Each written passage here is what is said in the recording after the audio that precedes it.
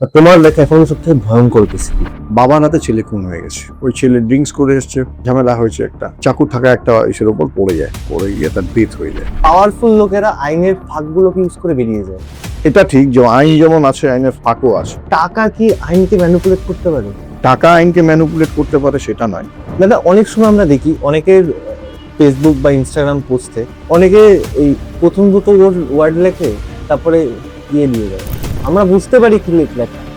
আমরা ধরে নিই, হ্যাঁ, আমরা বুঝতে পারি যে সে কি বলতে চাইছে। যতগুলো কেস একদিনে শোনা হয় বা জাজমেন্ট দেওয়া হয়, তার কিন্তু অনেক গুণ বেশি দেরি বেঁচেছে রেজিস্টার্ড। বোঝালে দিয়ে বা একটা দা দিয়ে কোপ মারলো, হুম। তাকে প্রাণে মেরে ফেলার জন্য কোপ মারলো, মাথা বরাবর লক্ষ্য করে কোপ মারলো, গলায়। বাংলায় একটা কথা আছে, ডাক্তার আর উকিলের কাছে কোনো কিছু লুকোতে নেই। না, অবশ্যই ডাক্তার আর উকিলের কাছে লুকোলে পরে আমরা কেস করবো কি করে? তো সামনের লোকটা ঠিক, বাট তোমাকে তাকে ভুল প্রমাণ করতে হবে। না, আমি জানি না সামনের লোকটা ঠিক। জানলেই তো সমস্যা। আমি জানি না সামনের লোকটা ঠিক, আমি তো জানি আমার লোকটা ঠিক। সামনের লোকটা ঠিক তার উকিল বলবে, তার লয়ার বলবে। এই যে কথার মারপিট, সেটাই কি একটা মানে উকিলের সব থেকে বড় ইয়ে? এখানে বিজ্ঞাপন মারিবেন না, কমা মারিলে 500 টাকা জরিমানা হইবে। এখানে বিজ্ঞাপন মারিবেন না যে কমাটা আছে, কমাটাকে যদি আমি নিয়ে এসে এখানে বিজ্ঞাপন মারিবেনের নিচে দিয়ে দিই, তাহলে কি দাঁড়াবে?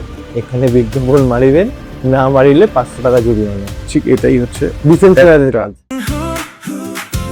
From a dream to a trusted name, STC Films and Photography. নমস্কার, আমি সৃজন তালুকদার। আজকে আমাদের যিনি পডকাস্টে গেস্ট আছে, তার থেকেও আজকে আমরা অনেক কিছু শিখতে পারবো, কিন্তু আমরা মেনলি আজকে যে শিক্ষাগুলো নেব সেটা আইন। আমাদের আজকের গেস্ট শ্রী দেবব্রত অধিকারী, অ্যাডভোকেট। নমস্কার দাদা, ওয়েলকাম আমাদের চ্যানেলে। সবার ফার্স্ট কোশ্চেন তোমার কাছে, আইন কি ক্ষমতাবানের? আইন সবার জন্য ক্ষমতা নয় বান আছে বলে তার আইন আছে এরকম ভাবার কোনো কারণ নেই। কারণ অভিযোগ সবাই করতে পারেন। তা ক্ষমতাবান যে আছে সেও অভিযোগ করতে পারেন, যে একজন ক্ষমতাহীন মানুষ আছেন বা গরিব মানুষ আছেন তারাও অভিযোগ করতে পারেন। তাই ক্ষমতাবানের আইন বলে কিছু হয় না, সবার জন্য একই সেকশন হয় কেসের উপরে। এই জিনিসটা দেখা যায় যে পাওয়ারফুল লোকেরা আইনের ফাঁকগুলোকে ইউজ করে বেরিয়ে যায়। এটা নিয়ে তুমি কি বলবা? এটা ঠিক যে আইন যেমন আছে, আইনের ফাঁকও আছে। কিন্তু অ্যাজ এ ডিফেন্স লয়ার, আমরা তো ডিফেন্স লয়ার, তো সেই জায়গায় দাঁড়িয়ে আইনের ফাঁক দিয়ে বেরিয়ে যায় এটাও না। কিছু হয়তো ল্যাচেস থাকে ফর ইনভেস্টিগেশন পারপাস। মনে করুন একটা ইনভেস্টিগেশন এজেন্সি সেই ইনভেস্টিগেশন করছে, তারা যদি ঠিকঠাক মতো তদন্তটা না করতে পারে তাহলে তো ফাঁক থাকবেই। তারা যদি ঠিকঠাক মতো তদন্ত করেন তাহলে ফাঁক থাকবে না। আজকের দিনে মিথ্যে মামলার সংখ্যা কত বলে মনে হয় অ্যাজ এ পার্সেন্টেজে? মিথ্যে মামলা পার্সেন্টেজ আমি আপনাকে বলতে পারবো না, কারণ মামলা যখন হয়, যেগুলোতে পানিশমেন্ট হয়, যেগুলোতে কনভিকশন হয়, তার মানে সেগুলো কনভিক্টেড হয়ে গেল। বাকি যারা খালাস পাচ্ছে তাহলে সেগুলোই মিথ্যে মামলা বলে মনে হবে। আমরা যে কোনো ফিল্মে যে এরকম ভাবে আইনটাকে দেখি, বাস্তবের আইনও কি সেম ভাবে কাজ করে? সবটা না। যেমন সিনেমাতে আমরা দেখতে পাই যে তার স্ত্রী, একজন মহিলা তার স্বামীকে বলছে আমি ডিভোর্সের পেপার পাঠিয়ে দিচ্ছি, ডিভোর্সের পেপারে সই করে দাও, আমি ডিভোর্স নিয়ে নেব। বাস্তবে তো সেটা হয় না। অ্যাকচুয়ালি ডিভোর্স করতে গেলে পরে যদি মিউচুয়ালি ডিভোর্স হয় তাহলে দুজনকে কোর্টে আসতে হবে, দুজনকে একসাথে সেই ডিভোর্সের কেস ফাইল করতে হবে এবং জজ সাহেবের সামনেই দাঁড়িয়ে সেখানে বলতে হবে যে কি কেন আমরা ডিভোর্স নিতে চাইছি। কিন্তু ওই কাগজ পাঠিয়ে দিলে আমার ডিভোর্স হয়ে গেল, ঠিক সেভাবে হয় না এটা। আবার কিছু কিছু আবার এরকম সিনেমা আছে যেগুলোতে আইনের খুব ভালো ব্যাখ্যা করা হয়েছে এবং মানে খুব ভালোভাবে সেই ইনভেস্টিগেশন থেকে আরম্ভ করে, যেমন একটা সিনেমা দেখেছিলাম বাস্তবের সাথে অনেকটা মিল আছে। সেটা হচ্ছে বাস্তবের সাথে মিল বলতে যেমন হেতাল পার্ক এবং ধনঞ্জয়ের একটা ঘটনা ঘটেছিল বহুদিন আগে, সেটা নিয়ে একটা সিনেমা হয়েছিল। সেই সিনেমাটায় ইনভেস্টিগেশন এবং যেমন মানে পরবর্তীতে ধনঞ্জয়ের কি করে ফাঁসি হলো সমস্তটাই দেখিয়েছিল। তা সেটা দেখেছিলাম, ভালোই লেগেছিল, ওটাতে ইনভেস্টিগেশনটাও ভালো লেগেছিল। সেরকম আবার কোর্ট মার্শালের একটা কেস ছিল, নামটা ঠিক এখন মনে পড়ছে না, সুরিয়া এরকম কিছু হবে আর কি, সেটাও খুব ভালো ছিল ওটাও। আবার পাশাপাশি ও মাই গড, হুম। সেটাতে আবার আইনের সাথে কোনো সম্পর্ক সেরকম না থাকলে বলো, ওই ল রিলেটেড কিছু একটু মানে একটা ধার্মিক সিনেমার মধ্যেও একটা লয়ের ব্যাপার চলে এসেছিল, কিন্তু আবার কিছু জিনিস বাস্তব কথা তুলে ধরেছিল সেখানটায়। এরকম কিছু সিনেমাও আছে। আজকে যদি আমি কোনো একটা ক্রাইম কমিট করি অ্যান্ড আমি তোমার কাছে গিয়ে সাবমিট করি নিজেকে যে আমার দ্বারা একটা ভুল হয়ে গেছে, তো সেক্ষেত্রে আমাকে বাঁচানোর জন্য তোমার ফার্স্ট অ্যাকশন কি হবে? তাহলে তো আমার প্রয়োজনই পড়বে না। নিজেই আগে থেকে যদি বলি যে হ্যাঁ আমি অপরাধ করে ফেলেছি, তাহলে সোজা পুলিশের কাছে সারেন্ডার করে নিয়ে যখন কোর্টে ইনভেস্টিগেশন করে চার্জশিট দিয়ে দেবে, তখন একবার কিন্তু কোর্টে জিজ্ঞেস করবে আপনার বিরুদ্ধে এই অভিযোগ, আপনি দোষী না নির্দোষ। যখন আমি নিজে গিল্ট ফিল করছি যে আমি করে ফেলেছি, তাহলে তখন সেই হিসাবে যে যদি আমি দোষী বলি তাহলে আমার শাস্তি হবে। আর যদি দোষী না বলি? দোষী না বলি তার ট্রায়াল হবে, সাক্ষী হবে, সেগুলো হবার পর তারপর যদি কোর্ট আমাকে দোষী বলে তাহলে আমি দোষী। ধরো করে নিরপরাধ কেউ, কাউকে যদি পুলিশ অ্যারেস্ট করে নিয়ে যায়, তাহলে তার প্রথম কি করা উচিত? কি করে বিচার করবো সে নিরপরাধ? অ্যাজ এ বিচার করা নিরপরাধ আর অপরাধী বিচার করবে কে? বিচার করবে কোর্ট। পুলিশ তো তার কাজ করবে। পুলিশ তাকে অ্যারেস্ট করে নিয়ে গিয়ে কোর্টের কাছে প্লেস করে দেবে, জুডিশিয়াল কাস্টডিতে, জেল কাস্টডিতে চলে গেল। তারপর বিচারের সমস্ত দায়ভার কোর্টের। সে অপরাধী না নিরপরাধ সেটা বিচার করবে কোর্ট। যখন সে নিরপরাধ হবে তাহলে কোর্ট তাকে ছেড়ে দেবে। কোথাও কি আইন মহিলাদের দিকে একটু ঝুঁকে আছে? আইন মহিলাদের দিকে ঝুঁকে আছে এরকম কিছু নেই। আইন তো আইনের মতো করে তৈরি হয়। যেমন বধূ নির্যাতনের আইন বা 18 বছরের কম বয়সী যারা, তাদের ক্ষেত্রে পক্সো কেস, তাদের ক্ষেত্রে ঝুঁকে আছে বলে কিছু হয় না। সমস্তটাই তো একটা আইন তৈরি হয়। আইন তৈরি হবার পর সেটা মনে করো যে কোনো মহিলা কোনো কেস করলো বা সে ভিকটিম হলো, তারপর সমস্তটাই তো বিচারের আওতায় থাকবে। তা মহিলা বলে তার ক্ষেত্রে কোর্টে ঝুঁকে গেল এরকম কিছু হয় না। মহিলা, অভিযুক্ত মহিলাও তো হতে পারে, তাই বলে কি কোর্ট তার দিকে ঝুঁকে গিয়ে তাকে সাজা দেবে না? সেন্টিমেন্টের কোনো জায়গা নেই ওখানে। সেন্টিমেন্ট বলে কোর্টে কিছু হয় না, সমস্তটাই অপরাধ নিরপরাধ। এবার এই যে একটা প্রসেস, একটা কেউ কারোর নামে কেস করলো, পুলিশ গিয়ে তাকে অ্যারেস্ট করলো, ডিফেন্সের লয়ার তাকে ডিফেন্স করতেছে, পাবলিক প্রসিকিউটর তার এগেনস্টে পুলিশের হয়ে সরকারিভাবে কাজ করতেছে, এই যে পুরো একটা প্রসেস চলে, এই প্রসেসটার মধ্যে অনেক সময় অনেক কেসেসে দেখা যায় এটা যে যার পাওয়ার আছে সে ম্যানিপুলেট করে। এটা কতটা বাস্তব? কোন জায়গায় ম্যানিপুলেট করলো আমি সেটা বুঝতে পারছি না। একটা অভিযোগ হলো, আমি তো প্রথমেই বললাম যে একটা অভিযোগ হবে, অভিযোগ হবার পর সেই অভিযোগের ওপর ভিত্তি করে ইনভেস্টিগেশন এজেন্সি, সেটা পুলিশ হতে পারে, সিবিআই হতে পারে, সিআইডি হতে পারে, সেইগুলো করে নিয়ে, সেই ইনভেস্টিগেশন করে নিয়ে তাদের বিরুদ্ধে যদি তাদের কোনো তাদের কাছ থেকে কিছু পাওয়া যায়, মানে তাদের ক্ষেত্রে যদি পুলিশ ইনভেস্টিগেশন করে বা ইনভেস্টিগেশন এজেন্সি তাদের ক্ষেত্রে অপরাধ করেছে বলে এরকম কিছু পায়, তাহলে তাদের বিরুদ্ধে চার্জশিট দেবে পুলিশ। এবার পুলিশ যে ইনভেস্টিগেশন করেছে সেটা ভুলও হতে পারে, সেই জন্যই তো কোর্ট এভিডেন্স সমস্ত প্রসেসটা এরকম ভাবে আছে যে ট্রায়াল হবে, ট্রায়াল হবার পর তারপরে যা হবার হবে, তারপরে কোর্ট বিচার করবে। তোমার দেখা একটা মানে তোমার স্মরণীয় কেস বলো।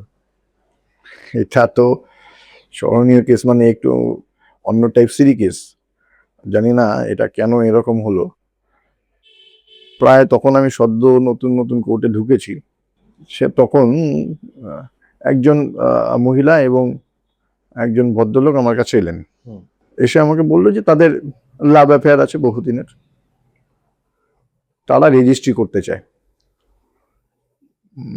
তাই আমি বললাম ঠিক আছে, সমস্ত ডকুমেন্টস গুলো দিল এবং তারা বললেন যে আমরা ঠিক এমনভাবে রেজিস্ট্রিটা ফাইনাল করব যাতে সেই বিয়ের ডেটটা পড়ে এবং পরের দিন আমরা বিয়েটা করতে পারি। আমি যথারীতি সমস্ত ডকুমেন্টস নিয়ে তাদেরকে ওই ম্যারেজ রেজিস্ট্রারের কাছে পাঠালাম এবং সেই সময় ওই 1 মাস একটা নোটিশ পিরিয়ড থাকতো, সেই নোটিশ পিরিয়ড পার হবার পরই ফাইনালটা হতো। তো সেই ডেটেও তাদের ফাইনাল হলো এবং পরের দিন বিয়ে হলো, বিয়ে হওয়ার পর তারা কলকাতায় চলে গেল। এই সমস্ত ঘটনাটা আমি জানি আর কি সেই সময়। ঠিক 7 দিন বাদে ওই মহিলা আমাকে ফোন করলো, ফোন করে বললো, দাদা আমি ডিভোর্স করতে চাই। এটাই আমার কাছে বড় স্মরণীয়, যে 7 দিন যে 1 বছর 1.5 বছর 2 বছর যার সাথে লাভ অ্যাফেয়ার ছিল, ভালোবাসার একটা সম্পর্ক, তারা বিয়ে করলো, বিয়ে করে 7 দিন পরে সেটা বললো যে না আমি সংসার করতে চাই না।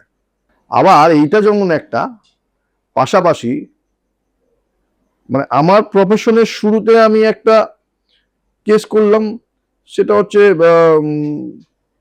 হাজবেন্ড এন্ড ওয়াইফ বহুদিন ধরে সেপারেশনে আছে, তাদের ওই ভরণ পোষণের মামলা চলছে।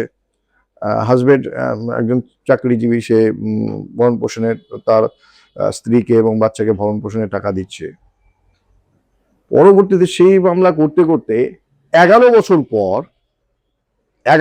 পর তাদের সংসারটা আবার জোড়া লেগে গেল। 11 বছর পরে আবার উনি তার স্ত্রী এবং বাচ্চার সাথে সংসার করলো।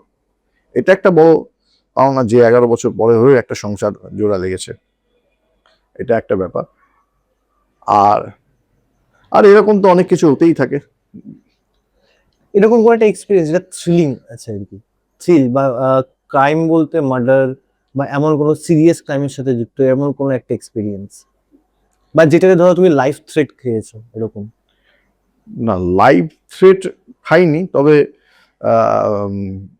এরকম হয়েছিল যে মানে আমার এখানটা এসছিল আর কি, যে লাইভ থ্রেট এরকম কিছু করবে সেরকম আজ পর্যন্ত ওরকম কিছু হয়নি। রিকোয়েস্ট ছিল এরকম, দাদা তুমি এই কেসটা ছেড়ে দাও, স্যার আপনি এই কেসটা ছেড়ে দিন, এরকম রিকোয়েস্ট ছিল। কিন্তু তাদেরকে জবাব একটাই দিয়েছে, যখন একজনের কেস নিয়ে নিয়েছে তখন তাদের কেস নিয়ে নিয়েছে, সেখান থেকে ঘুরে আসা আমাদের পক্ষে আর সম্ভব না যতক্ষণ তিনি না ঘুরে যান। এটা আমাদের প্রফেশনে আমরা এটাকে মেনটেন করি। টাকা কি আইনকে ম্যানিপুলেট করতে পারে? টাকা আইনকে ম্যানিপুলেট করতে পারে সেটা নয়, অভিযোগ তো অভিযোগই হয়। মনে করুন আপনি একটা অভিযোগ করলেন যে এর বিরুদ্ধে আমার অভিযোগ আছে, সেই অভিযোগের ভিত্তিতে যেই সেকশনগুলো পড়বে সেগুলো তো সেগুলোর মতো করেই পড়বে, তাতে টাকা দিয়ে সেই সেকশনটাকে চেঞ্জ করে দেবে এরকম হয় না। হ্যাঁ, যেটা হয় যে ওই যে বললাম যে চিকিৎসা হাসপাতালেও হয়, চিকিৎসা নার্সিংহোমে হয়, চিকিৎসা ব্যাঙ্গালোরেও হয়। এবার আপনি পছন্দ করবেন যে আপনি হাসপাতালে চিকিৎসা করবেন, না আপনি নার্সিংহোমে চিকিৎসা করবেন, না আপনি ব্যাঙ্গালোরে চিকিৎসা করবেন। আপনি যেরকম চিকিৎসা করতে চাইবেন, যেরকম মেশিনে চিকিৎসা করতে চাইবেন সেরকম ভাবে হবে। ঠিক সেরকমই আইনের ক্ষেত্রেও কারো প্র্যাকটিসের বয়স 2 বছর, কারো প্র্যাকটিসের বয়স 5 বছর, কারো 10 বছর, কারো 15 বছর, সেরকম ভাবেই যার যতটা এক্সপিরিয়েন্স তার উপরে বেস করে মানুষ লয়ার চুজ করেন এবং তাদের ফিস সেরকম ভাবে লয়াররা নিজেরাই ঠিক করেন। যারা ফিস দিতে অ্যাভেল না তাদের জন্য আইনের কি অবস্থা আছে? যারা ফিস দিতে অ্যাভেল না তারা লিগ্যাল এডে যাবে, লিগ্যাল এড থেকে বিনা পয়সায় লয়ার প্রোভাইড করবে। সেটার প্রসেসটা কি হয়? ওখানে গিয়ে একটা লিগ্যাল এডে গিয়ে একটা অ্যাপ্লিকেশন করতে হয় আধার কার্ড দিয়ে, যে আমি এবল না, আমি প্রাইভেট কোনো লয়ার নেওয়ার মতো আমার কাছে ক্ষমতা নেই, তাই আপনারা আমাকে একজন লয়ার প্রোভাইড করুন। সেটা দেওয়ার পর ওরা ওখান থেকে একজন লয়ারের লিগ্যাল এড প্যানেলে যারা আছেন সেরকমই একজন লয়ারকে প্রোভাইড করেন, আর তিনি সেই তার হয়ে মামলা করবেন। নর্মালি এখনকার দিনে ভার্বাল থ্রেটটা খুব চলে, ভার্বাল থ্রেট যেরকম হচ্ছে বাই ওভার দ্য ফোন, মানে ডিজিটালি থ্রেট যেটাকে বলে, সেটার জন্য কি পদক্ষেপ আছে বা সেটার সেটার জন্য অভিযোগ করা যাবে, থানায় অভিযোগ করুন বা সাইবার ক্রাইমে অভিযোগ করুন। এখন তো সাইবার ক্রাইমের পোর্টাল আছে, সেখানটায় গিয়ে অভিযোগটা এনলিস্টেড করে দিলে পরেই হয়ে যাবে, দিন আপনার কাছে ফোনও চলে আসবে। বা এখানে সাইবার পিএস যেখানটায় আছে সেই সাইবার পিএসে গিয়ে আপনি লিখিতভাবে অভিযোগ করতে পারেন। যেমন এখন সোশ্যাল মিডিয়ার যুগ, ফেসবুক, হোয়াটসঅ্যাপ, ইনস্টাগ্রাম, এই সময়ের মধ্যে তো অনেক সবাই ডুবে থাকে, তা সেখানটায় কোন জায়গায় কোন একটা কথা বললে পরে কি হতে পারে এটা কারো মাথায় থাকে না। দুম করে একটা কিছু বলে দিলাম, সেটা নিয়ে যে সাইবার ক্রাইমের একটা কেস হতে পারে সেটা নিয়ে যে ইনভেস্টিগেশন হতে পারে, তা সেটা মানুষের মাথায় নেই। উনি ভেবেছেন সোশ্যাল মিডিয়ায় আমি বলার অধিকার আছে মানে আমি কাউকে অভিযুক্ত করে আমি বলে দিলাম, সে যে তার বিরুদ্ধে কেস করতে পারে এটা কেউ মনে রাখে না, এটা কেউ বুঝতে চায় না। অভিযোগ তো করতেই পারে সবাই, তা সেটাও মাথায় রেখে তারপর কাজ করা উচিত। আর সাইবার ক্রাইমে যখন তখন আপনারা কেস করতে পারবেন, যে কেউ অভিযোগ করতে পারবে। কারোর নামে ডিফরমেশন কেস এই টপিকে কোন লেভেলে যাওয়ার পর করা যেতে পারে? ডিফামেশন তো যে আমার যে মনে করো একটা অভিযোগ হলো বা কিছু হলো, তা সেখানে প্রমাণিত হলো না, তবে আমার তো মানহানি হলো, তখন তো আমি ডিফামেশনের কেস করতে পারি। এটা কি অভিযোগ করলে পরে অভিযোগটা প্রমাণিত হতে হবে।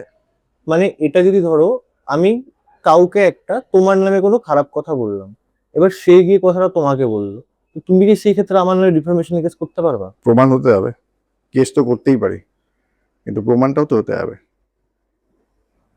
ওই একই প্রশ্ন আমি যে বললাম যে সবকিছু প্রমাণ হতে হবে। আমার মানহানি হলো সেটাও তো প্রমাণ হতে হবে। যতক্ষণ প্রমাণ না হচ্ছে যতক্ষণ প্রমাণ না হচ্ছে ততক্ষণ আমি কি করে করবো? আর আমার সপক্ষে সেই প্রমাণগুলোকেও তো আমার কাছে রাখতে হবে। মানে কেস করা যেতেই পারে, কিন্তু কেস করলে পারে প্রমাণ করার দায়িত্বটা কার? যে কেস করবে তার। মানে যদি আমি কেস করি আমার দায়িত্ব প্রমাণ করার অবশ্যই। গিলটি। অবশ্যই। দাদা অনেক সময় আমরা দেখি অনেকের ফেসবুক বা ইনস্টাগ্রাম পোস্টে অনেকে এই প্রথম দুটো ওয়ার্ড লেখে, তারপরে দিয়ে দেয়, স্টার মার্ক দিয়ে দেয়। আমরা বুঝতে পারি কি লেখা, আমরা ধরে নিই, হ্যাঁ আমরা বুঝতে পারি যে সে কি বলতে চাইছে। এরকম এরকম অনেক ক্ষেত্রে অনেক ওয়ার্ড দেখা যায়, প্রথম দুটো ওয়ার্ড লিখলো তারপর ডট ডট ডট, তার মানে সে একটা কথা বোঝাতে চাইছে, আবার ভয়ও পাচ্ছে।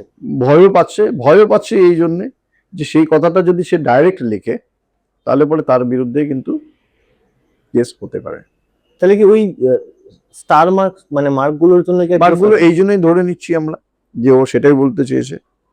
এই জন্য কি মানে কেসটা হবে না? আর কেস তো হতেই পারে, সে আমি কি বলছি, কেস তো যে কোনো ক্ষেত্রে হতে পারে যে সে আমাকে এই কথাটা বলেছে, কিন্তু সেখানটায় তো প্রমাণ আসছে না।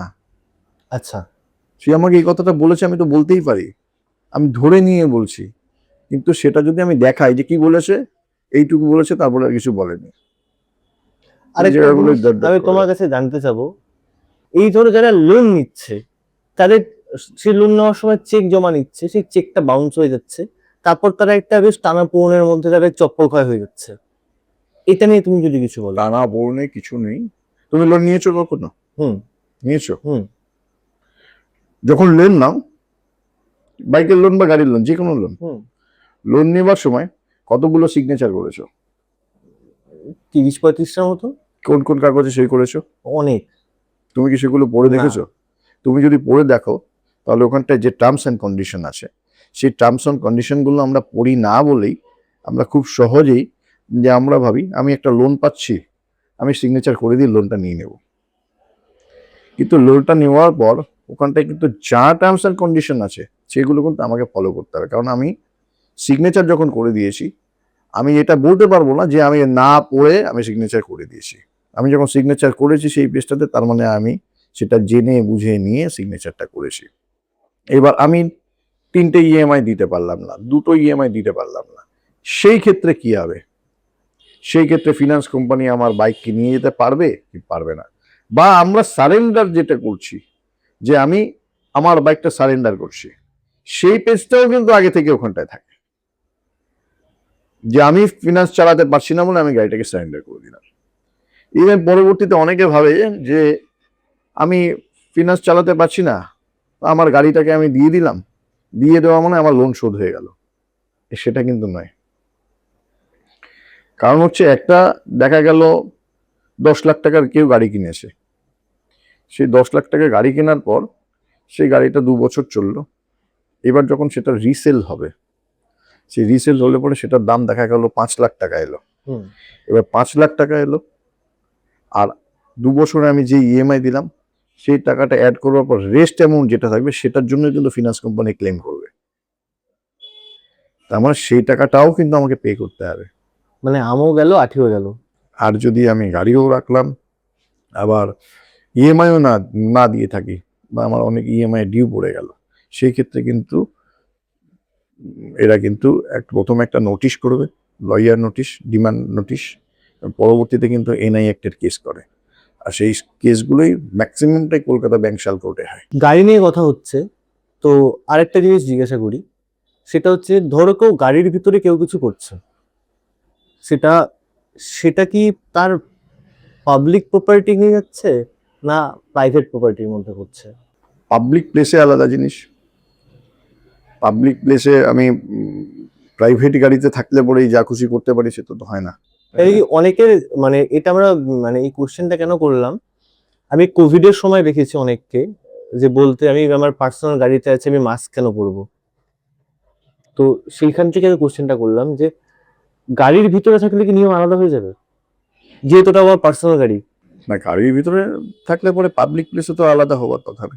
আমি রোড ট্যাক্স দিচ্ছি মানে আমি রোডের উপর যা খুশি করতে পারি তা তো নয়। আমি তো এটাও বলতে পারি যে আমি গাড়ি নিয়ে এসি, আমি রোড ট্যাক্স দিয়েছি, তার মানে আমি রোডের মাঝখানে দাঁড়িয়ে থাকবো, তা কি হয়? একদমই হয় না। সেটা তো হয় না। হুম। তাই ওই গাড়ি আছে বলে আমি গাড়ির ভিতরে যা খুশি করবো পাবলিক প্লেসে, সেটাও হবে না। এখন সোশ্যাল মিডিয়ার যুগে প্রচুর ভুয়ো খবর, সেই ভুয়ো খবর দেখে যদি কারোর কোনো রকম ক্ষতি হয়ে যায়, সেক্ষেত্রে কি মামলা করা যেতে পারে? ওই সাইবার ক্রাইম। ফেসবুকে যে ভুয়ো খবর হচ্ছে, কোন কোন চ্যানেল থেকে বা কে করছে, সেটা স্ক্রিনশট করে নিয়ে গিয়ে প্রিন্ট আউট করে একসাথে নিয়ে গিয়ে জমা করে দাও সাইবার ক্রাইমে, পুলিশ ইনভেস্টিগেশন করবে। মানুষের তো আইনের প্রতি ভয় কেন? আইনের প্রতি তো ভয় থাকার কথা না, আইনের প্রতি তো সম্মান থাকা উচিত। আর আইনের প্রতি ভয় বলতে, মানুষ একটা কোনো ঘটনা ঘটলে পরে তো কার কাছে যাবে? আইনের দ্বারস্থ হইতে হবে, নিজেরা তো আর ডিসিশন নেবে না। কিন্তু অনেক সময় দেখা যায় যে গরিব মানুষরা জাস্টিসের আশা না করে স্যাক্রিফাইসের দিকে আগায়, এটা কেন হয় রবে? কোথায় স্যাক্রিফাইস করতে হয় তো আমি জানি না, কি করে স্যাক্রিফাইস হলো? গরিব মানুষরা জাস্টিসের দিকে না গিয়ে স্যাক্রিফাইস করছে কোথায়? এটা স্যাক্রিফাইসের জায়গাটা কোথায় এলো? স্যাক্রিফাইসের জায়গাটা এই জায়গাটাতেই আসলো যে তারা কেসের দিকে যায় না, কারণ কেস বলতে তারা ভাবে যে বারবার কোর্টের চক্কর খাওয়া তাদের সেই মানে ডেলি লেবার, তাদের কাছে কোর্টের 10 দিন যাওয়া মানে তাদের বাড়িতে তার নেক্সট 10 দিনের খাবার নেই, সেই জন্য কিন্তু তারা সেই কোর্টের চক্করটাকে অ্যাভয়েড করে যায়। সেটা তো আলাদা ব্যাপার। যদি কেউ কোর্টের কাছে জাস্টিস চাইতে না আসে, আমি এলাম না, তাহলে আমাকে কোর্ট জাস্টিস দেবে কি করে? আমি সেই জায়গাটারই কথা বলছি যে যারা ইনকামটা একদম মিনিমাম লেভেলে, যারা ডেলি লেবার বা সেই মানে শ্রেণীর মধ্যে পড়ে, তাদের কাছে কিন্তু এটা চ্যালেঞ্জ। কেন কোর্টের সেই প্রসিডিউরটা অনেক লম্বা, 2 বছর 3 বছর 4 বছর 5 বছর ধরে চলতেই থাকে একটা কেস। সেটা ঠিকই যে এবার হ্যাঁ, কোর্টের তো একটা কেস আছে তা তো না, হাজার হাজার কেস আছে। এবার আজকে যেমন 10টা কেস আছে, আগামীকালও 10টা কেস আছে, কিন্তু আমার কাছে হয়তো আমার একটা কেস। কিন্তু সেই ক্ষেত্রে কোর্টে তো সময় একটু এই জন্যই প্রয়োজন, এই জন্যই সময় লাগে। আর দ্বিতীয়ত হচ্ছে, দেখো এখন গরিব মানুষ হোক বা যারা ডে লেবার, তাদের ক্ষেত্রে এটাও একটা সমস্যা যে একদিন যদি আমি কোর্টে যাই, তাহলে সেই ক্ষেত্রে আমার মানে সংসার চালানোটা সমস্যা। কিন্তু লিগ্যালের থেকে সেটা, যেমন লয়ারের ফিসটা লাগে না, কিন্তু বাকি তো ওনার আসা যাওয়া এগুলোটা তো লাগবে।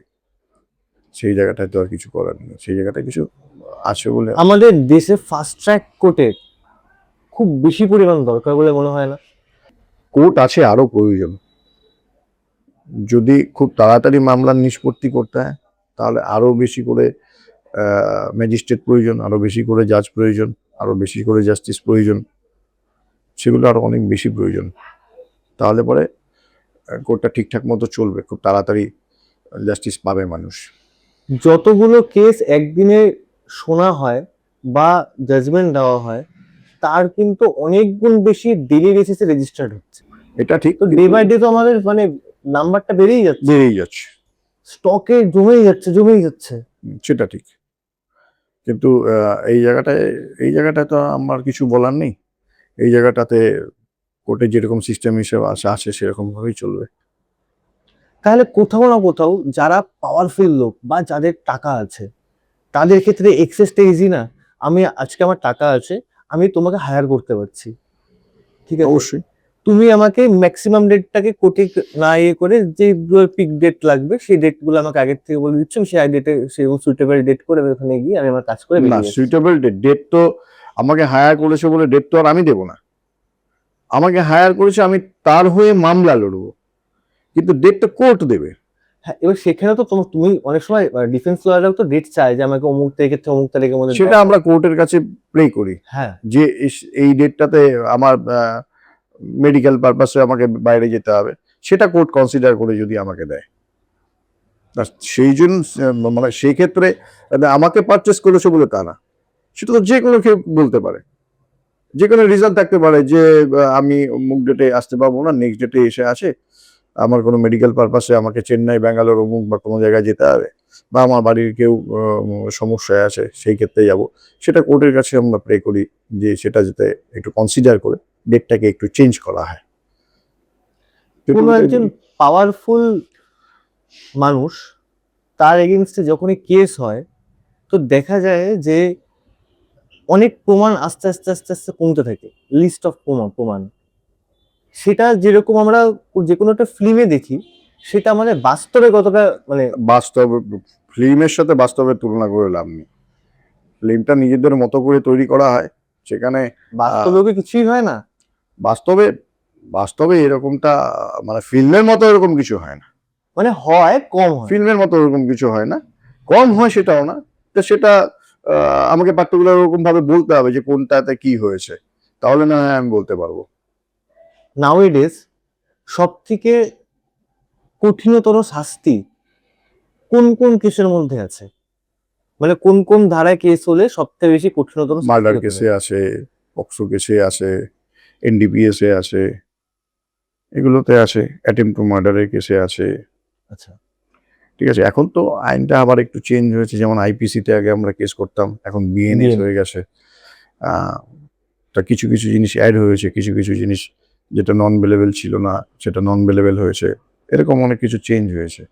কিন্তু ওই আলটিমেটলি গিয়ে তো POCSO, murder, attempt to murder বা এরকম ভেরিয়াস টাইপস, এরকম Attempt to life time murder, imprisonment আছে। অ্যাটেম্প টু মার্ডার, এইটা কোন সময় লাগু হয়? নর্মাল কাউকে চত্থাপ্পর মারে তো অ্যাটেম্প টু মার্ডার হয় না। না, কেন হবে? হ্যাঁ, কেন হবে? এবার অ্যাটেম্প টু মার্ডার আমি কোনটাকে বলতে পারবো? অ্যাটেম্প টু মার্ডার যে আমাকে প্রাণে মেরে ফেলার চেষ্টা করা হয়েছে, আমি তাকে চড় মারলাম, তা আমি কি তাকে প্রাণে মেরে ফেলার চেষ্টার জন্য চড় মারলাম? এটা কি হয়? না, আমি তাকে বিষ খাইয়ে দেওয়ার চেষ্টা করলাম, তাহলে কি আমি চাইছি যে মরে যাক? সেটাই তো অ্যাটেম্প তো করলাম আমি, যে তাকে মার্ডার করবো বলে, সে মারা গেল না, আমার অ্যাটেম্পটা তো হয়েছিল, সে বেঁচে গেল কোনোভাবে। আর যদি মরে যেত তাহলে মার্ডার হতো, মরে যায়নি বলে অ্যাটেম্প হয়েছে। এটা পয়জন থেকে সরিয়ে আমি যদি ফিজিক্যাল আসি, ফিজিক্যাল অ্যাবিউসমেন্টের ক্ষেত্রে, সেক্ষেত্রে কোন লেভেল মানে কতটা অবধি যাওয়ার পর সেটাকে আমরা মানে অ্যাটেম্প টু মার্ডার কতটা অব্দি যাওয়ার পর না, আমি কেউ একজন একটা বোঝালে দিয়ে বা একটা দা দিয়ে কোপ মারলো, হুম।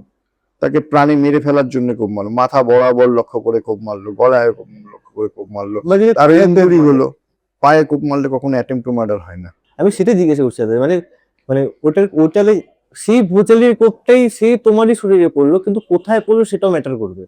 অবশ্যই করবো। পায়ে ভোচালির কোপ পড়লে সেটা আর না, হতে পারে পায়ে কোপ বললে এরকম না, আমাকে মাথা লক্ষ্য করে মারার চেষ্টা করলো, আমি মাথাটা সরিয়ে নিলাম, আমার হাতে লাগলো, হতেই তো পারে। এটাই তো প্রুফ করার দায়িত্ব তোমার। এটাই তো বলছি যে তাকে যে সত্যি প্রাণে মেরে ফেলবার জন্য চেষ্টা করেছে, সত্যিটার জন্য লড়া সেটাই। কতটা কঠিন দাদা? সত্যিটার জন্য লড়া না, মানে আমরা ডিফেন্স লয়ার, সত্যি আমরা যা কেসে আছে সেটা দেখেই আমরা কেস করব, সত্যি মিথ্যা বিচার করবে কোর্ট, আমি তো বিচারক নই। না, একদমই না। কিন্তু দেখো, যখন তোমরা কোনো একটা কেস হাতে নাও, তখন কিন্তু তুমি জানতেছো যে সে গিল্ট ইয়া নন গিল্ট।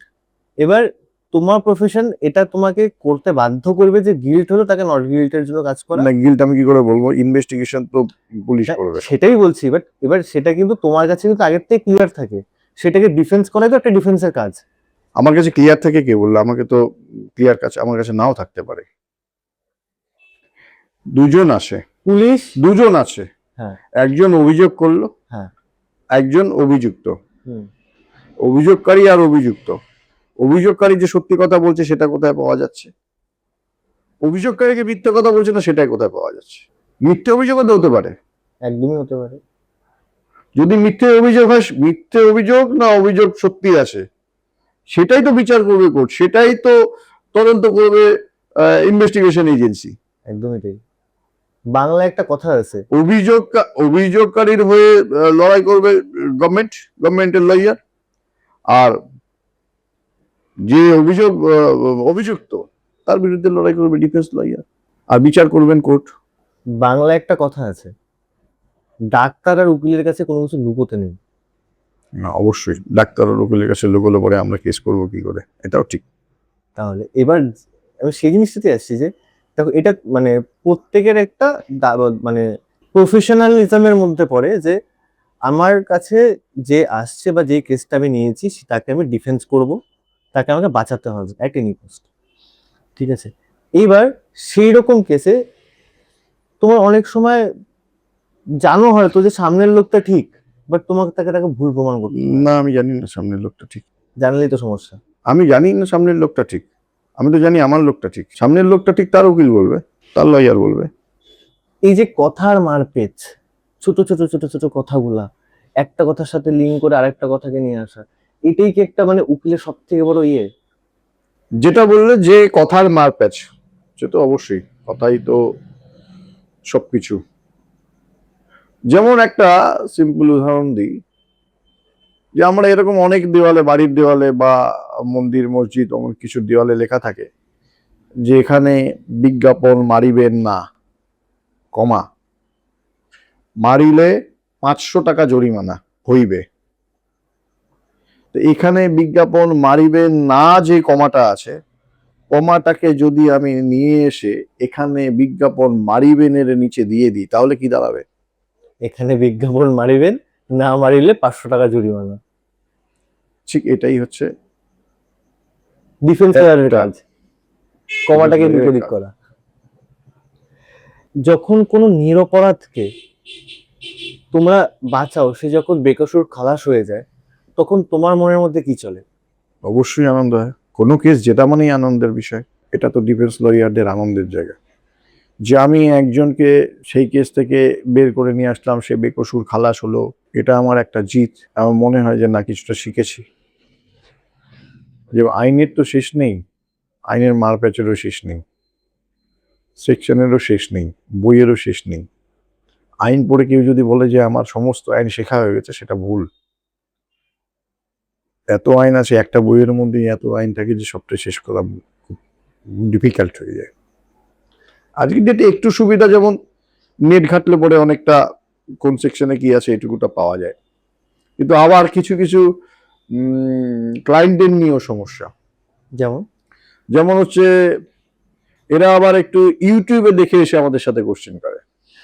এরকম একটা এক্সাম্পল, এরকম অনেক আছে যে ইউটিউবে দেখলাম তো এরকম, এটা হলো তো এটা হয়, এটা হলো তো এটা হয়, কিন্তু ইউটিউবের ব্যাপারটা আলাদা আর বাস্তবের ব্যাপারটা আলাদা থাকে, রিয়েল লাইফ আলাদাই থাকে।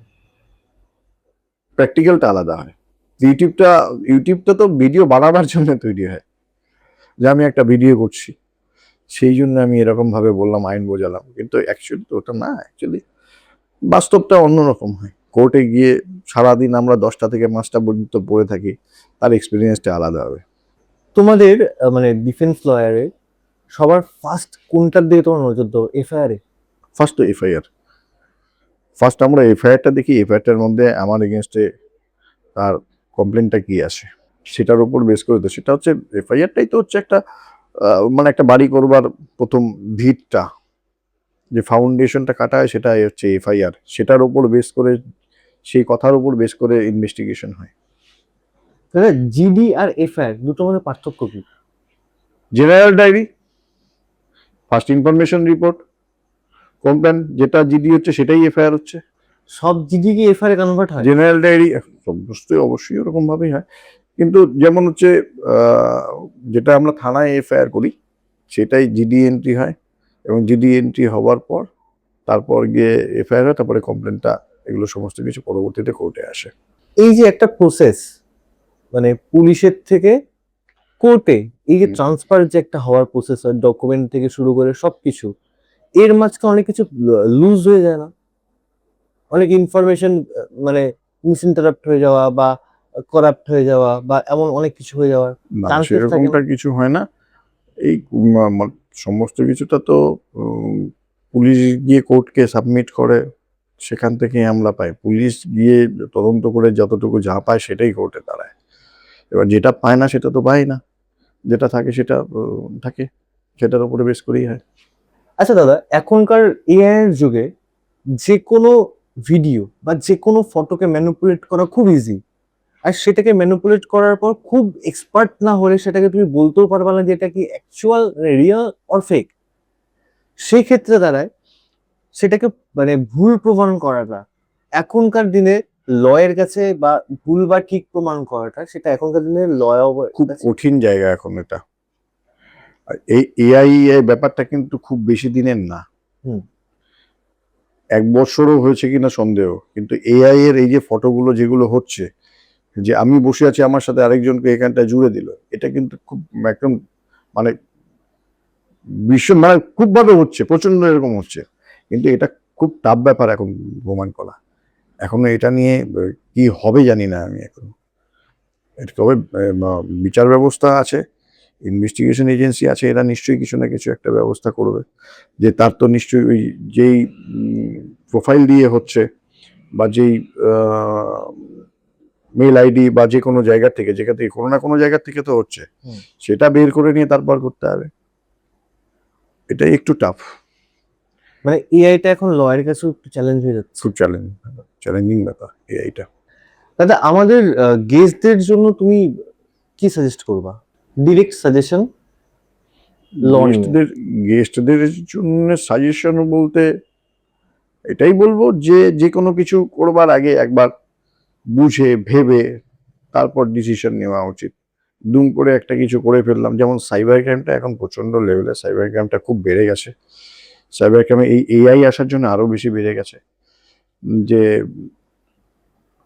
কারো পারমিশন ছাড়া তার ছবি ব্যবহার করা হয়ে যাচ্ছে এরকম, বা কাউকে কটু কথা বলা সোশ্যাল মিডিয়ার জন্য, এই সমস্ত কিছু হচ্ছে, যার জন্য সাইবার ক্রাইম বেশি হচ্ছে একটু। তা আমি সবার উদ্দেশ্যে একটা কথাই বলবো, যে কোনো কিছু কাউকে বলা বা কারো ছবি ব্যবহার করা, এই সমস্ত কিছু করতে গেলে পরে আগে একটু ভেবে পরবর্তীতে কি হতে পারে এই চিন্তা ভাবনা করে কাজ করা উচিত। মানে তোমার কথাটাকে যদি আমি শর্ট অ্যান্ড সিম্পল ভাবে বলি, একটা তো দাদা বললো যে সোশ্যাল মিডিয়াটাকে ভালোভাবে ইউজ করার কথা, আর সেকেন্ড নাম্বার জিনিস বললো হঠকারিতা ডিসিশন থেকে দূরে থাকা। একদম তাই, একদম তাই। রাগের মাথায় আমরা অনেক সময় অনেক কয়জনকে ভুল কিছু বলে থাকি, সেটা কে নিয়ে তুমি কি বলবো দাদা? রাগের মাথায় ভুল কিছু বলে ফেলি, এটা তো হয়, যার জন্যই তো ক্রাইম গুলো হয়। রাগের মাথায় কেউ ভুল কিছু বলে ফেলে, রাগের মাথায় কেউ ভুল কিছু করে ফেলে। খুব প্ল্যান মাফিক কেউ কিছু করে, সেটা হচ্ছে হ্যাবিচুয়াল অফেন্ডার, যারা এটার মধ্যেই আছে যে আমি ক্রাইম করব। কিন্তু যারা প্রথম কোনো ক্রাইম বা কোনো কিছু হয়ে গেল তার দ্বারা, তো এটা রাগের মাথাতেই হয়ে যায়। তাই সেই রাগটাকে একটু চেক দিতে হবে। ধরো একটা সিচুয়েশন, একটা ছেলে এবং একটা মেয়ে একটা রুমের মধ্যে আছে, পার্সোনাল কোনো হোটেল রুম বা যে কোনো তাদের প্রাইভেট রুমের মধ্যে আছে। সেই জায়গাটাতে পুলিশ ঢুকলো, পুলিশ রেড করলো। এবার সেখানে অনেক সময় দেখা যায় যে সেই জিনিসটাকে ওরা মধুচক্রের সাথে রিলেট করে দেয়, সেটাকে তুমি কি বলবা? মধুচক্র হয়েছে কিনা ওই তো সমস্তটাই তো প্রমাণের ব্যাপার, সমস্তটাই তো প্রমাণের ব্যাপার। যে একটা হোটেলে একটা ছেলে একটা মেয়ে আছে, তা সেখানটায় মধুচক্রের সাথে জুড়ে দিল, সেটাও তো প্রুভ হতে হবে যে হ্যাঁ মধুচক্রটা ওখানটায় হয়েছিল, সেটা সবটাই প্রমাণের ব্যাপার। তাহলে পক্সো অ্যাক্ট কতটা কঠিন? পক্সো অ্যাক্ট অবশ্যই কঠিন। পক্সো অ্যাক্ট কঠিন বলতে 18 বছর ওপর হলে পরে একরকম, 18 বছর নিচে হলে পরে একরকম, 18 বছরের নিচে হলে পরে সেটাই পক্সো। সেটা কি ফুললি ফিজিক্যালি ইন্টিমেসি অবধি যাওয়া দরকার, না তার অনেক আগেতেই পক্সো অ্যাক্ট লেগে যায়? অনেক আগে পক্সো অ্যাক্ট লেগে যায় সেটা না, পক্সো অ্যাক্ট হলো 18 বছরের নিচে কোনো বাচ্চাকে আমি ফিজিক্যালি হোক মেন্টালি হোক যেটাই করি, সেটাই পক্সো অ্যাক্টে পড়বে। মানে কোনো বাচ্চাকে ভয় দেখানোটাও পক্সো অ্যাক্ট? যে কোনো কিছু, সেটা যে কোনো কিছু হতে পারে। দাদা, হঠাৎ করে ধরো কারোর বাড়িতে পুলিশ চলে গেল অ্যারেস্ট করতে, হুম। সেই ক্ষেত্রে আমার কি কি জিনিস আমি পুলিশের কাছে জিজ্ঞাসা করতে পারবো? অ্যারেস্ট করতে চলে গেল, অ্যাকচুয়ালি জিজ্ঞেস করার যে অ্যারেস্ট মেমোতে কিন্তু বাড়ির লোককে সিগনেচার করতে হবে। ওকে যে অ্যারেস্ট করলো সেটা বাড়ির লোককে ইনফর্ম করতে হবে। সেটা ইনফর্ম করে নিয়ে কেন তাকে অ্যারেস্ট করা হলো সেটাও কিন্তু বাড়ির লোককে জানাতে হবে। ইভেন যদি 7 বছরের নিচে সাজা হয় কোনো কেসের, তাহলে সেটা ওকে অ্যারেস্ট না করেও পুলিশ একটা নোটিশ করতে পারে ফর ইনভেস্টিগেশন পারপাস। আর যদি তাকে অ্যারেস্ট করে তাহলে কিন্তু একটা চেকলিস্ট দিতে হয় কোর্টকে যে কি কারণে তাকে অ্যারেস্ট করা হলো। অ্যারেস্ট করা মানেই কিন্তু তাকে সাজা দেওয়া না, অ্যারেস্ট করা মানে তাকে ইনভেস্টিগেশন পারপাস তাকে নিয়ে আসা, ইনভেস্টিগেশনের জন্য তাকে রাখা। অনেক সময় দেখা যায় যে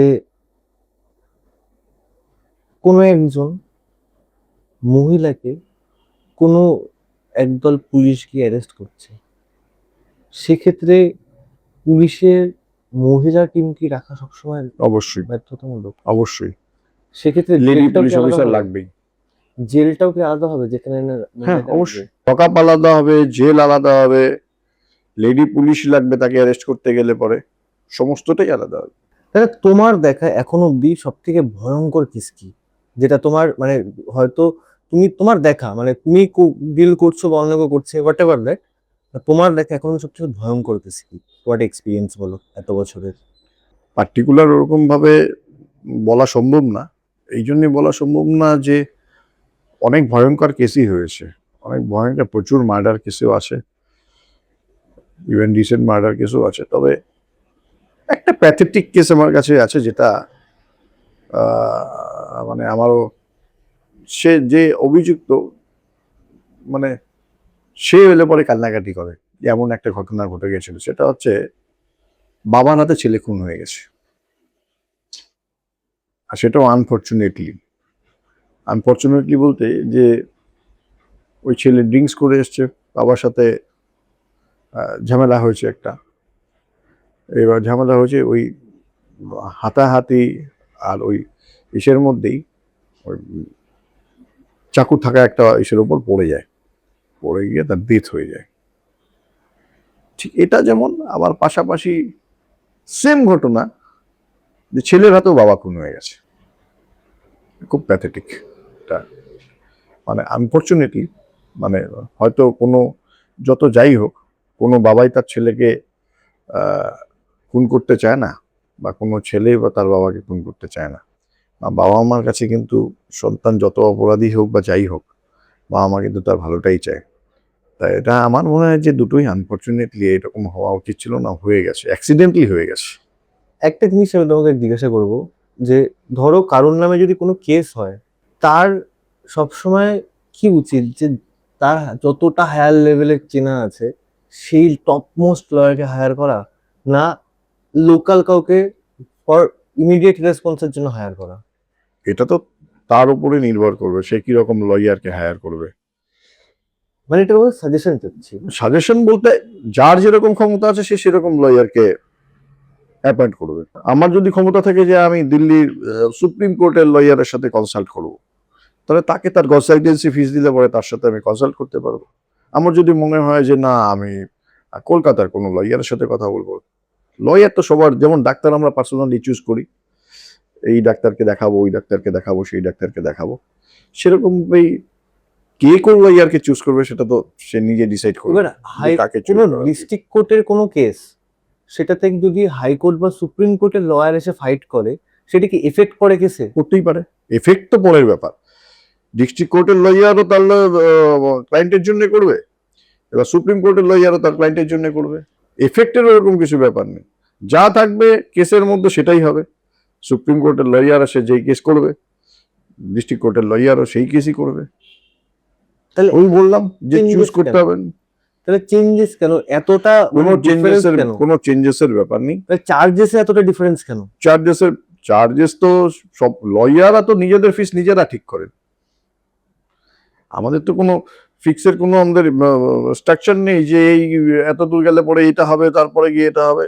আমার ফিস তো আমি ঠিক করব। যা সুপ্রিম কোর্টের লয়ার তার ফিস নিজে ঠিক করবে, হাইকোর্টে যে যারা প্র্যাকটিস করে তারা হাইকোর্টের লয়ার তারা ঠিক করবে। তার মানে এটা নয় যে আমরা হাইকোর্টে গিয়ে করতে পারবো না, আমরাও গিয়ে হাইকোর্টে যেমন করতে পারবো, হাইকোর্টের লয়াররাও এসে এখানে করতে পারবে। আরেকটা তোমার সাথে কোশ্চেনে আসবো, যেটা আমাদের দর্শক বন্ধুদের খুব কাজে আসবে। তাহলে লোক আদালত সম্পর্কে কিছু বলো। লোক আদালতে একটা মীমাংসার জায়গা। যেমন মীমাংসার জায়গা বলতে এরকম যে ওই যে প্রথমে বললাম যে ফিনান্স কোম্পানির যে কেসগুলো হয় বা লোনের যেগুলো হয়, সেগুলো সমস্ত কিছু যে কিছুটা ছাড় দিয়ে ওখানটায় দুই পক্ষ থাকে, সেখানটায় গিয়ে একটা মীমাংসা হয় বা হয় না, যেটাই হোক, ওটা একটা জায়গা যে যেখানটায় গিয়ে আমার ফিনান্স কোম্পানিতে 1,00,000 টাকা আসে, সেখানটা হয়তো কিছুটা সাবসিডি ব্যাংকে দিল আমাকে, দিয়ে আমি ওখানটা ফোরক্লোজ করে দিতে পারি। ওটা মীমাংসার জন্য একটা লোক আদালতটা হয়। বা আমার কোনো ফাইন আছে, সেটা ওখানে লোক আদালতে ফিক্স হলো যে এই টাকাটা আমি দিতে পারছি না, যেহেতু এটা একটু কমিয়ে গিয়ে কোন FI ফাইনের টা। কথা হচ্ছে তাই? যে কোনো মানে ফিনান্স কোম্পানির হোক বা বাইক গাড়ির এই ফাইন টাইন গুলো যেগুলো ট্রাফিক হয়, ফাইন, সেগুলোও আছে। সেগুলো থেকে কম পড়ে? কম পরে বলতে সেরকম ব্যাপার না, যেটা ফাইন আছে তো আছে। এবার যেই ফাইনটা অনেকদিন ধরে দেওয়া হচ্ছে না, তারপরে সেই লোকটা দিতে পারছে না, তারপরে সেখানটায় কনসিডারের জায়গা হচ্ছে লোক আদালত। সেখানটা কিছুটা কনসিডার করলে পরে যে ব্যাপারটা শেষ হয়ে যায়। আচ্ছা, মানে যেটা 10,000-এর ফাইন সেটা লোক আদালতে কম হবে, কম কত হয়ে কম যাবে। হবে আমি বলতে পারছি না। কম 10,000-এর ফাইন মানে আমার গতকালকে ফাইন হলো, আজকে আমার 10,000-এর ফাইন গিয়ে লোক আদালতে চলে গেল, এরকম না। 10,000-এর ফাইন হয়েছে, অনেকদিন ধরে দিতে পারছি না সে, তারপরে সেটা লোক আদালতে একটা কনসিডারেশনের জন্য আমি প্রে করলাম যে আমি দিতে পারছি না, একটু কনসিডার যদি করা যায়। তো এটা তো মানে মিসইউজও হওয়ার চান্সেস অনেক। মিসইউজ তো সব ক্ষেত্রে আবার চান্সেস থাকতেই পারে, হয়। আচ্ছা দাদা, আলিপুরদুয়ারের মধ্যে সব থেকে বেশি কোন কোন ক্রাইম গুলোকে দেখা যাচ্ছে? আলিপুরদুয়ারের মধ্যে তেমনি সব রকমের ক্রাইমই আছে, মারামারি অমুক তমুক এই সমস্ত কিছু তো আছেই। একটু বেশি যেটা দেখতে পাচ্ছি সেটা হচ্ছে ওই সোশ্যাল মিডিয়া নিয়েই আর কি, সাইবার ক্রাইমটাই এখন ম্যাক্সিমাম দূরে হচ্ছে। তারপর কিছু এই অ্যাপস থাকে যেখানটায় লোন দেওয়া হয়, এই সমস্ত কিছু সমস্তটাই ফেসবুক বা ওই সোশ্যাল মিডিয়ার মধ্যে পাওয়া যাচ্ছে, এবং ফোন করছি আপনাকে যে আপনার নামে এত টাকা লোন স্যাংশন হয়েছে। সেই সব ক্ষেত্রে কিছু মানুষ সেই প্রলোভনে সেখানটায় ফাঁদে পা দিচ্ছে, দেওয়ার পর তার কাছ থেকে সর্বস্ব লুট হচ্ছে। এরকম প্রচুর কেস আছে, এরকম এর আগেও হয়েছে। তা সেগুলোর জন্যই সাইবার ক্রাইমটা একটু বেশি হচ্ছে। খুব সহজেই এখন মানুষ ভাবছে যে যেমন আরেকটা যে বাড়িতে বসে কাজ করুন, এত টাকা বেতন পাবেন, এত টাকা এসে পাবে। তো সবই তো সেরকম না, সেটা কিছু ভুয়ো আছে যে রেজিস্ট্রেশন করুন 4,000 টাকা দিয়ে, 2,000 টাকা দিয়ে, পরবর্তীতে গিয়ে দেখা যাচ্ছে যে রেজিস্ট্রেশন বা কোনো কিছু করছি সেটাই সমস্তটাই ফেক। সেটাই সাইবার ক্রাইমে গিয়ে যাচ্ছে। আমার দেখা তো আমার পার্সোনাল এক্সপিরিয়েন্স, হ্যাঁ। একটা পার্সোনাল এক্সপিরিয়েন্স আমি শেয়ার করি। হ্যাঁ। আমার কাছে, আমি কোর্টে থাকাকালীন আমার কাছে দিল্লি থেকে ফোন এলো, দিল্লি গুরগাঁও, আমাকে ফোন করে বললো যে আপনি একটা টাটা নেক্সন জিতেছেন, আপনার মোবাইল নম্বরে একটা লটারি খেলা হয়েছে, সেখানটা টাটা নেক্সন জিতেছেন। হিন্দি ভাষী, হিন্দিতে বলছে। আমি সাথে সাথে ওনাকে রিপ্লাই করলাম, বাহ খুব ভালো ব্যাপার, দারুণ ব্যাপার, তাহলে ম্যাডাম আমাকে এখন কি করতে হবে এই টাটা নেক্সনটা নিয়ে আসার জন্য? বললো আমাকে যে আপনি রেজিস্ট্রেশন ফি বাবদ 10,000 টাকা আমাদের অ্যাকাউন্টে পাঠাবেন। আমি বললাম আচ্ছা, তাহলে 10,000 টাকা আপনাকে আমি কোন অ্যাকাউন্টে পাঠাবো? বলে সেগুলো আপনাকে আমি প্রোভাইড করবো, হিন্দিতেই বলছে। পরবর্তীতে আমি যখন এটাতে এগ্রি হয়ে গেলাম যে ঠিক আছে আমি 10,000 টাকা পাঠাবো, দিন অ্যান্ড দেন ফোনটা কেটে দিয়ে তার কিছুক্ষণ বাদ 10 মিনিট করে আবার আমাকে ফোন করলো। ফোন করে বললো আপনাকে তাহলে আমি হিসেবটা পাঠিয়ে দিয়েছি, 10,000 টাকা আর হচ্ছে আর কি কি বাবদ আমাকে বললো টোটালে হচ্ছে 25,000 টাকা। আমি বললাম থ্যাংক ইউ ম্যাডাম, খুব ভালো হয়েছে, আপনি আমাকে 25,000 টাকার মধ্যে আমি এত সুন্দর একটা টাটা নেক্সন গাড়ি পাচ্ছি। তো ম্যাডাম আপনি কোন অফিস থেকে বলছেন, কোথায় বলছেন যেন বললেন? দিল্লি গুরগাঁও। আমি বললাম ঠিক আছে ম্যাডাম, আপনি তাহলে আপনার অ্যাড্রেসটা আমাকে দিন, দিল্লিতে আমার ভাই আসে, আমি টাকাটা ক্যাশ দিয়ে আপনার কাছে দিয়ে আমি গাড়িটা নিয়ে আসবো। উনি আমাকে বললেন যে না এরকম ভাবে হবে না। আমি বললাম আপনার তো টাকা পাওয়া দিয়ে কথা, ঠিক আছে আমি আপনার অফিসে গিয়ে অনলাইনে টাকা পেমেন্ট করব, আর আপনি গাড়ির চাবিটা দিয়ে দেবেন। তারপর যে ফোন অফ করেছে আর জীবনে কোনোদিন ফোনও করেনি। ফ্যাক্ট এটা, আর কোনোদিন ফোন করেনি। মানে সাইবার ক্রাইমটা খুব বেশি হচ্ছে। প্রচন্ড সাইবার ক্রাইমটা মারাত্মক। তবে এটা সত্যি কথা, মানে তবে এটা বুঝে পাই না, এটা আমি একটু কনফিউজড যে আমাদের নাম্বারগুলো পায় থেকে। অ্যাকচুয়ালি নাম্বারগুলো কি ওরা চুজ করে, নাকি একটা মনে হলো যে আমি যেমন কোনো না কোনো নাম্বার ডায়াল করলে কারো না কারো কাছে ফোন যাবে, এরকম ভাবে কি করছে, নাকি পার্টিকুলার আমি একটা শ্রেণীকে বেছে নিলাম যে এই টাইপস এর লোকদের কাছে আমি করবো। ম্যাক্সিমাম টাইমে কিন্তু তাদের কাছে আমাদের ইনফরমেশন থাকে। অ্যাটলিস্ট তোমাকে ফোন করে, যখন তোমাকে ফোন করবে তোমার নামটা ওরা জানে। হুম হ্যাঁ, বেসিক ইনফরমেশনটুকু তাদের কাছে থাকে। হুম হ্যাঁ, ইভেন অনেক সময় দেখবা যে ওরা তোমাকে তোমার মানে যেই ব্যাংকের অ্যাকাউন্ট, সেই ব্যাংকের হয়ে কথা বলবে তোমাকে। একদম একদম এক্সাক্ট। তোমার যদি এসবিআই এর অ্যাকাউন্ট হয়, তোমাকে ফোন করে বলবে না যে আমি হুম, পিনবিট থেকে হুম, বলছি, তোমাকে বলবে আমি এসবিআই থেকে বলছি। এসবিআই থেকেই বলছি। যে তোমার ক্রেডিট কার্ড থাকে, তো বলবে আমি তোমার আপনার ক্রেডিট কার্ড নিয়ে মানে ইয়ে করতে যাচ্ছি। ক্রেডিট কার্ডের উপর লোন আছে, আপনি এত টাকা হ্যাঁ। লোন পাবেন না, এটাই। তো ওদের কাছে ইনফরমেশন থাকে দাদা, মানে তারাও অনেক স্ট্রং। তবে এটা সত্যি কথা, এটা আমি প্রশংসা অবশ্যই দেব হচ্ছে মানে প্রশাসনকে। যেরকম সাইবার ক্রাইম হচ্ছে, সেরকম সাইবার ক্রাইম ক্র্যাকও হচ্ছে। না হচ্ছে অবশ্যই। প্রচুর আইপি অ্যাড্রেস, প্রচুর আইএমআই নাম্বার ক্র্যাক করে করে কিন্তু প্রচুর দাদা অনেকের মোবাইল ফিরিয়ে দেওয়া হচ্ছে। আমরা সাধারণত আমাদের ডিস্ট্রিক্টেরই যদি কথা বলি, আমাদের ডিস্ট্রিক্ট আলিপুরদুয়ার ডিস্ট্রিক্ট আসলে সবকিছুর জন্য তো একটু সময় দিতে হয়, খুব তাড়াতাড়ি তো সবকিছু হয় না। যেমন করোনা যখন হয়েছিল, সাথে সাথে তার টিকা তৈরি হয়ে যায়নি, সময় দিতে হয়েছে। এই সময় দিলে পরে আস্তে আস্তে সবটাই ট্র্যাক করা যাবে, সবটাই ধরা যাবে। তা যেমন আগে যেমন সাইবার ক্রাইমে মানে অ্যারেস্ট করাটাই খুব মুশকিল হয়ে গেছিল। আরেকটা বিষয়, এখন আমার সাইবার ক্রাইম এমন লেভেলে গেছে যে আপনাকে ডিজিটাল অ্যারেস্ট করা হচ্ছে। হ্যাঁ। ডিজিটাল অ্যারেস্ট করা হচ্ছে, আপনার নামে এই অভিযোগ আসে, পরবর্তীতেই তারপরে বলবে যে আপনি টাকা পাঠান, তারপরে আমি দেখছি। এই জিনিসটাও চলে এসছে, মানে পুলিশের নাম ভাঙিয়েও একটা সাইবার ক্রাইম চলছে, সেটা করার চেষ্টা চলছে। আবার হোয়াটসঅ্যাপে যেমন ফোন টোন মুখ করে মানে বাচ্চা অল্প বয়সী ছেলেদেরকে ফাঁসাচ্ছে কোনোভাবে, ফাঁসি নিয়ে তাদের কোনো একটা ভিডিও বা কিছু রেকর্ডিং করে নিয়ে গিয়ে তারপর তাদেরকে বলছে যে তুমি যদি ব্ল্যাকমেল করছো, তুমি যদি টাকা না পাঠাও, তোমার ফেসবুকে ফ্রেন্ডদের আমি এটা পাঠিয়ে দিব, তোমার ফেসবুকে আমি এটা আপলোড করে দেব। এই জিনিসগুলো প্রচন্ডভাবে চলছে, যার জন্য আমি বলবো যে সাইবার ক্রাইমটা ম্যাক্সিমাম হয়ে গেছে। এবং সবার উদ্দেশ্যে একটাই বলবো যে এটা একটু সিরিয়াস ভাবে যে কোনো কিছু করতে গেলে পরে একটু সিরিয়াস ভাবেই নেওয়ার মতো হয়ে গেছে এখন। মজার ছলে আর ওই সোশ্যাল মিডিয়া মজার ছলে আর ব্যবহার করার মতো জায়গা নেই। প্রচুর সিরিয়াসনেস আর প্রচুর সিরিয়াস কথাবার্তাও এখানটায় হয়। তো যার জন্য আমি এটাই বলবো যে সাইবারের দিকটা একটু বেশি করে ফলো করা উচিত। দাদা, তুমি এই পেশায় কতদিন ধরে? তাও 15 ইয়ার্স প্রায় 14-15 বছর 14-15। আইন নিয়ে আছো। এই পেশাটাকে চুজ করার পিছনে তোমার রিজন কি ছিল? এই পেশাটাকে চুজ করার পিছনে রিজন একটাই, যে অ্যাকচুয়ালি আমি ওই ছোটবেলায় বলতে কলেজে ভর্তি হওয়ার পর রাজনীতির সাথে যুক্ত হয়ে যাই। এবার রাজনীতি মানে আমার কাছে এটা ছিল যে আমার একটা পরিচিতি লেভেল থাকে, বন্ধু বান্ধবী, রাজনীতিতে গেলে বন্ধু বান্ধব পরিসরটা অনেক বড় হয়, সে যেই দলই হোক। মানে রাজনীতিতে গেলে বলে যেরকম বন্ধু বান্ধবের পরিসরটা বড়, এমনি কিন্তু সেইভাবে পরিসরটা কিন্তু অত বড় হয় না। যেমন কলেজের 3 বছর 4 বছর যত মানুষের বাড়িতে গেছি, তাতে আমার পরিসরটা অনেক বড় হয়ে গেছে বন্ধু বান্ধবের। তা সেই সমস্ত করতে করতে যখন পরিসরটা বড় হয়ে যায়, তো সবার একটা চিন্তা ভাবনা যে এর পরবর্তীতে কি করব। কেউ চাকরি সার্ভিস করবে, কেউ বিজনেস করবে।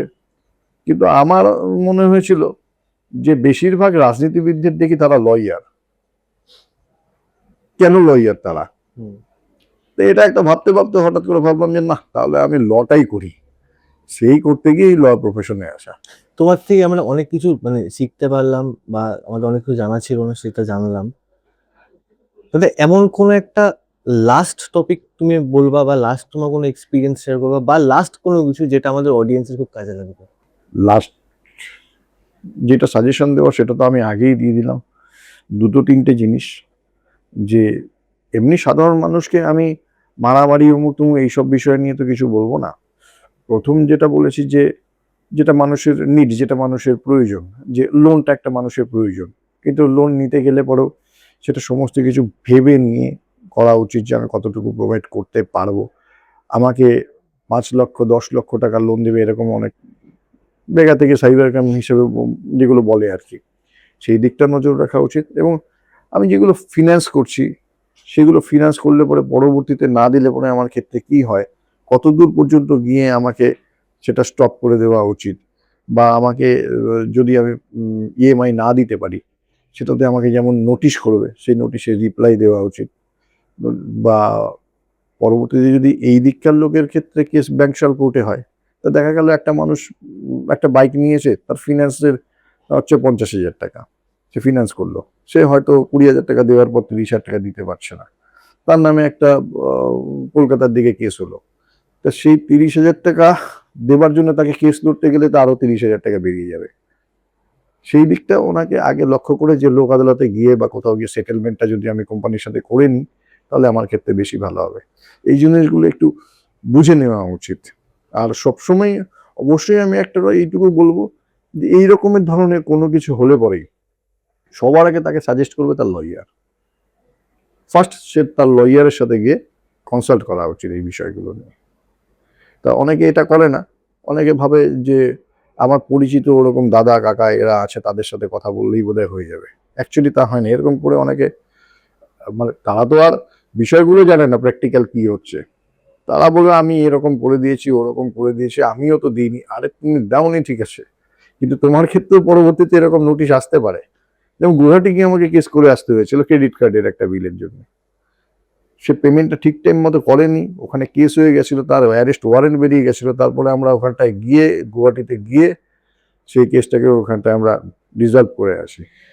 দাদা অ্যান্টিসিপেটরি বিলটা কি হয়? অ্যান্টিসিপেটরি বেল মানে আমার নামে একটা অভিযোগ হলো, এবার অভিযোগ হওয়ার পর আমি কোর্টের কাছে আগাম জামিনের জন্য গেলাম, যে আমি কন্ডিশনালি কোর্ট আমাকে একটা বেল দিক, সেই হিসেবে আমি ইনভেস্টিগেশন পারপাস পুলিশ যতদিন ইনভেস্টিগেশন করবে আমি তাকে কোঅপারেট করব, বা আমি অ্যাবসকন্ড করব না, এরকম অ্যান্টিসিপেটরি বেলটা। তাই আমাদের পডকাস্টের শেষ লগ্নে একটা কথাই বলবো,